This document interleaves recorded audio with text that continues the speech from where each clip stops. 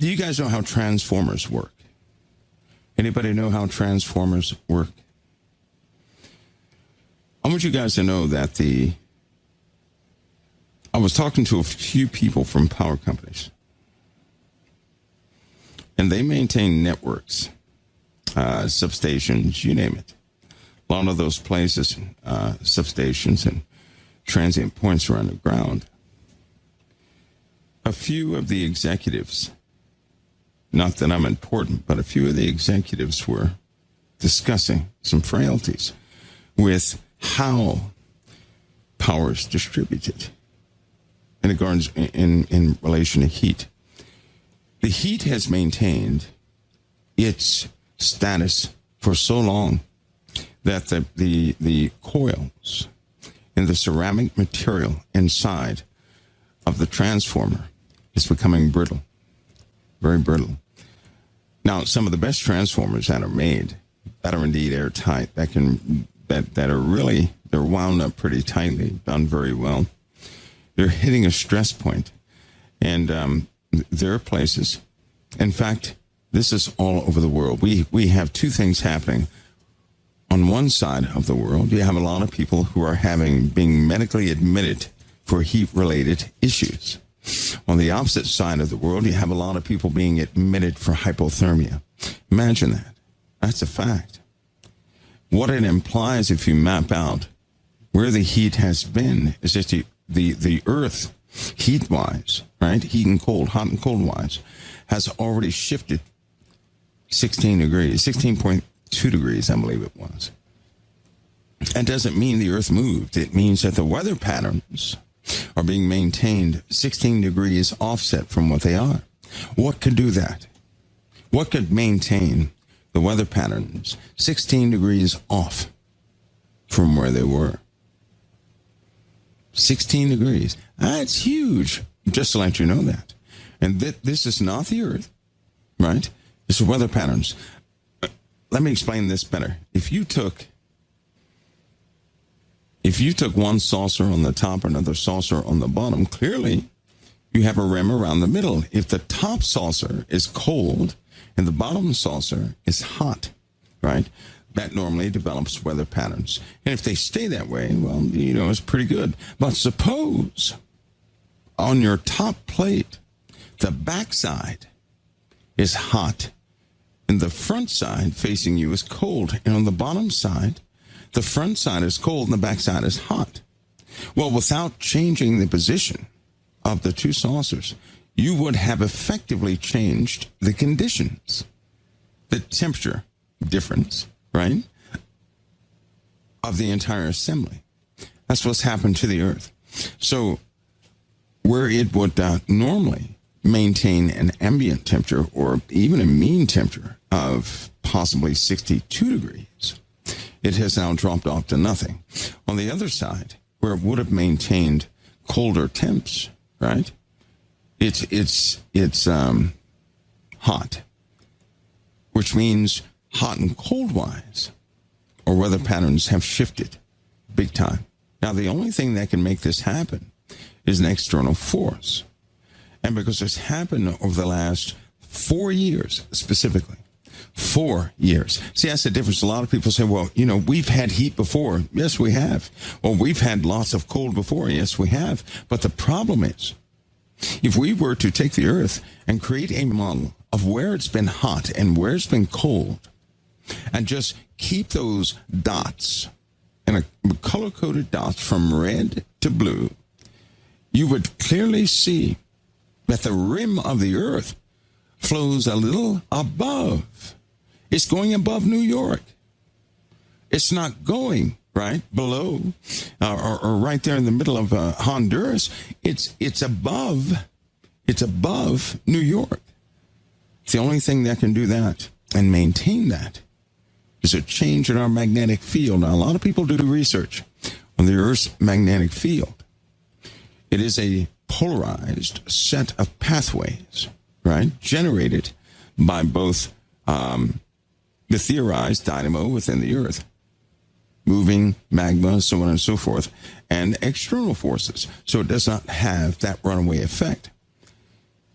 If something were to alter the magnetic shielding where we still had it, but its polarization was different, right? That would imply where it has where most of the polar conjunction is, most of that polarized conjunction, for example, two magnets, once you get two tips together in a straight two bar magnets, right there at the top, right, where they both meet and repel at the same time, that would be your junction. If that tilted, then something external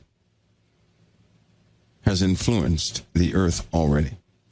Now, the only way to prove that is to track, right, to track some of the temperature phenomena happening on other planets. For example, Mars. It would have to have the exact same degree of tilt as us if it's an external related event.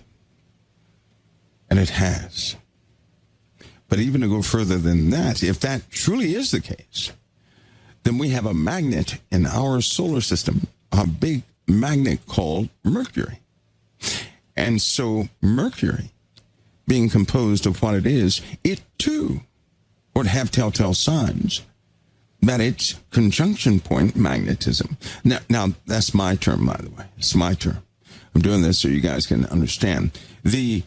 That conjunction point would also have to point the same direction as the Earth's conjunction point and the conjunction point of Mars. And sure enough, all that data coming back shows that indeed Mars, the Earth, even the gas giants are being affected right now. Even Jupiter is affected right now.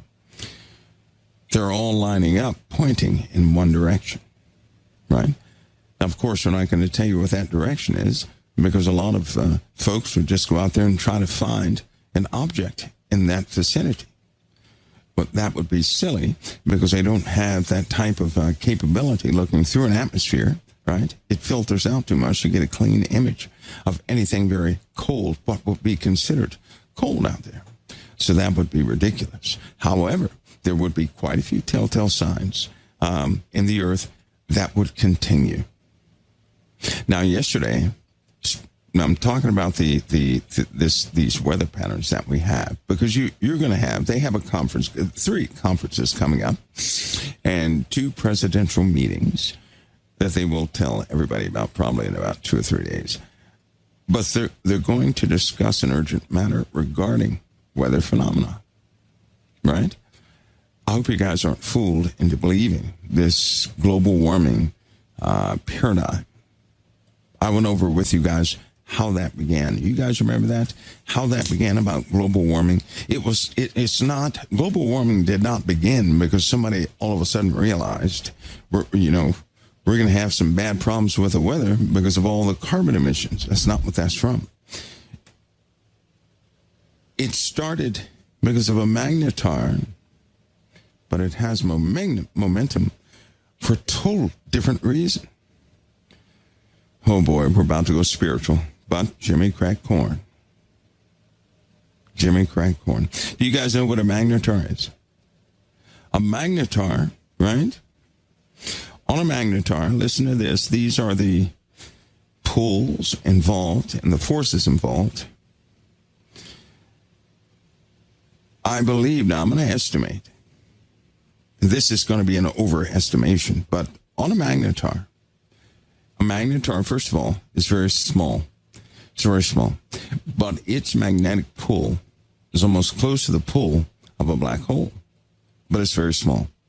What happened is a small section, possibly, I'm going to estimate, possibly a 1 foot by 1 foot square shifted on the magnetar. 1 foot by 1 foot piece of real estate on that magnetar shifted. It shifted. And when it shifted, right, when that piece shifted, and we're not talking about the first one in 2004, but when it shifted, it was comparable to our sun blowing up, you could say, right? It's comparable or compared to that. In 2004, I told you again, I'm going to estimate. I'm going to say it was about, would be a good guess, probably about 2.2 centimeters. That's 22 millimeters. That's tiny. You could put that in your pocket. A piece of real estate, no bigger than the palm of your hand, shifted, causing a blast that took place a long time ago. And the earth was in the pathway of that blast. And it hit us and chopped off a piece of our atmosphere in the year 2004. 2004. When it hit in 2004, due to observations, they noticed it knocked off a big chunk of the ozone. They had a critical problem, right? Now, you don't notice when the atmosphere is missing. Not immediately, but it knocked off a chunk of the atmosphere. It was so devastating, so powerful. They devoted much attention, a lot of money and everything else, to finding out, trying to determine an early warning system for these things. Thus, you have global warming. Now, when they began to have these emergency meetings and allocate funds, there was a certain party within our government that then utilized the term global warming. That's when it began. That's when it took off. And from there, it had a life on its own. So always keep global warming over there, because I'm not talking about that.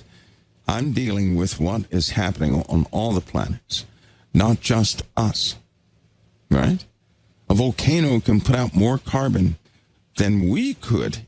We put out carbon, and you do that in 1,000 years. Putting out carbon 1,000 years still does not match some of the eruptions we have had. Now, let me ask you this. Does that make sense? Does that make sense? No, it doesn't. It doesn't. So clearly, I'm not talking about global warming as people have described it, because that needs to be qualified when they do talk about it. Because these weather phenomena, these changes are happening on all the planets, not just Earth. It's happening everywhere, even in our sun. Right? For example, let me give you a hint. Now, sometimes I give people hints of things, not because I'm some genius, not because, I'm a fortune teller, not because I'm a prophet, right? No, not those things. The Lord sometimes will give me hints of things, and I'll speak them without a problem. And when they come to pass, it is so that you don't discount everything I'm saying. How's that sound? Right? So, and then sometimes the Lord, He will set things in motion, right? And if you are, if He happens to do that in a time where you're in prayer, meditation with the Lord or something like that, your eyes are open to what the Lord is about to do. And sometimes He'll utilize that as a testimony to His faithfulness. When He gets a person like me or a person like one of you guys that speak on a forum, you give out something in truth with honesty, and that thing come to pass. It's not that it adds credibility. It keeps the attention of those listening. Because make no mistake, God already said that He could give a true word to a very dark person in the world. Do you guys understand that? Don't be impressed because anything I'm saying is coming to pass. Don't be impressed by that. Don't do that, because the Lord will often use evil people and give them things that will come to pass. He does this for a reason. Does anybody know why? Everybody except Sister Marin Flash. Why would God give the knowledge of a future happening to a person who deceives others, or a person who would have you follow the New Age path or something like that? Why would God give that to somebody? Anybody know? again, everybody but Flash and Sister Mary. You guys are about as dusty as I am when it comes to COT, so you just can't jump ahead of everybody. And some of you other guys, you're very close to it. But why in the world would the Lord do that?